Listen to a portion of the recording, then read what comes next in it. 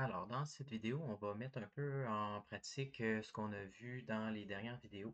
Donc, comment filtrer, trier au clic d'un bouton pour filtrer notre liste de produits.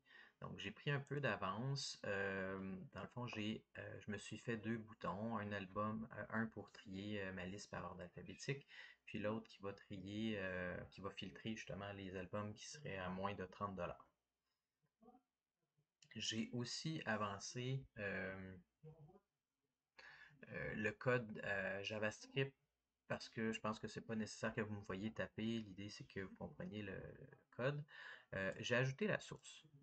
Si vous faites le travail pratique dans mon cours, peut-être ça pourrait être une bonne pratique de me montrer que vous êtes capable de formater des chaînes de caractères en utilisant le nom. Là, juste pour que ça soit plus rapide, j'ai mis directement la source.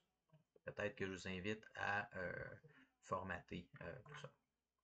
Donc, j'ai sélectionné ma grille de produits comme on a vu dans la vidéo précédente, dans l'autre exercice. Puis, j'ai mes deux boutons pour mon tri en ordre alphabétique, puis mon filtre pour mes rabais. Fond au chargement, j'affiche ma liste d'albums. Je vais vous montrer la fonction dans quelques secondes. Puis, j'ai mis un clic sur chacun de mes deux boutons. Chaque bouton va avoir sa propre fonction à laquelle on réagit. Donc, qu'est-ce qu'on va faire? Ben, dans la vidéo précédente, on a vu qu'on pouvait trier alphabétiquement un tableau d'objets. Ben, j'ai réutilisé cette fonction-là, puis je me sers de ma fonction afficher pour réafficher ma liste. Ensuite, même chose pour quand je clique sur mon bouton filtrer. Ben, dans la vidéo précédente, on a vu qu'on pouvait filtrer par un prix.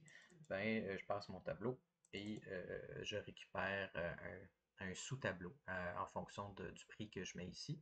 Puis je l'affiche aussi. Donc, vous voyez que la fonction,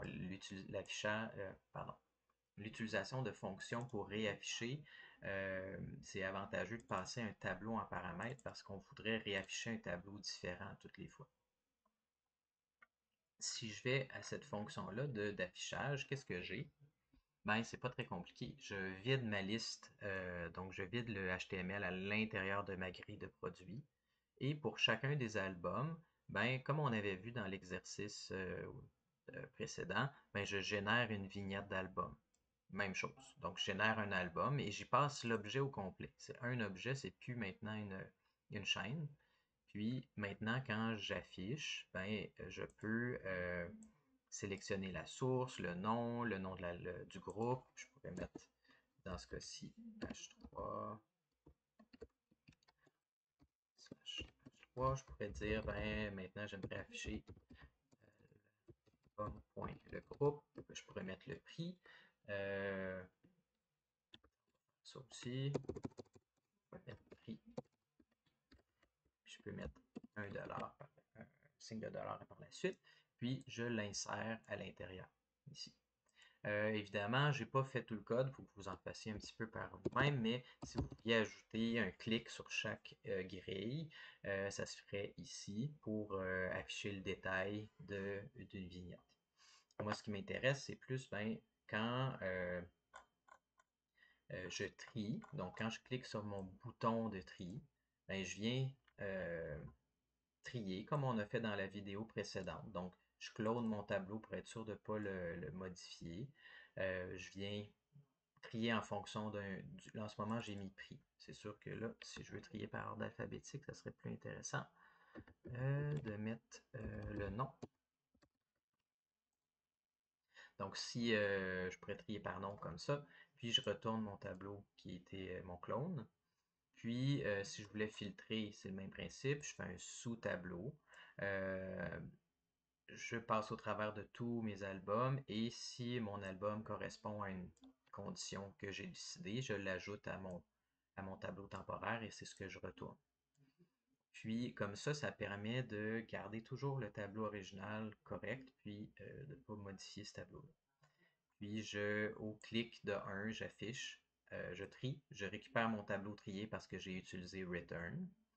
Puis après ça, je l'affiche dans ma liste.